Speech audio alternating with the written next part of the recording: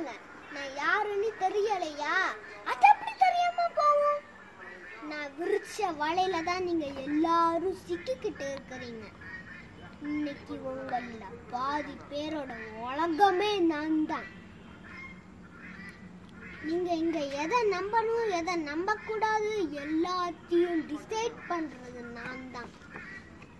நீங்க உங்களை சுத்தி இருக்கிறவங்களை விட என் கூட தான் அதிகமா டைம் ஸ்பெண்ட் பண்ணிக்கிட்டு இருக்கிறீங்க. ஏன் கொஞ்சம் கொஞ்சமா அடிக்ட் ஆகிக்கிட்டு இருக்கிறீங்க. இங்க பிரைவசி எதுவுமே கிடையாது. நான் தான் சோஷியல் மீடியா. எனக்கு பல முகங்கள் இருக்கு. அதுதான் நீங்க யூஸ் பண்ற WhatsApp, Facebook, YouTube, Twitter, chat, Instagram, இன்னும் கேம்ஸ்னு நிறைய. நீங்க ஒரு தடவை ஓபன் பண்ணிட்டீங்கன்னா உங்களையே நீங்க மறந்துடுவீங்க. உங்க சிறுமூளை பெருமூளை எந்த மூளையுமே வேலை செய்யாது.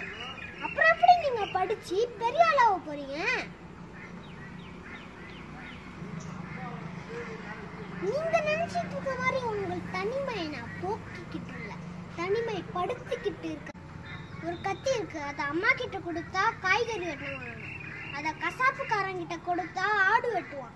அதை டாக்டர் கிட்ட கொடுத்தா உயிரை காப்பாற்றுவாங்க. அதே மாதிரி தான் நானும்.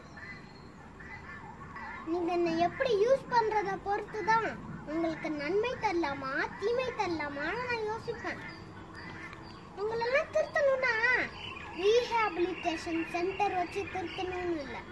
நீங்க நினைச்சா உங்களால முடியாதது எதுவுமே கிடையாது. So be careful.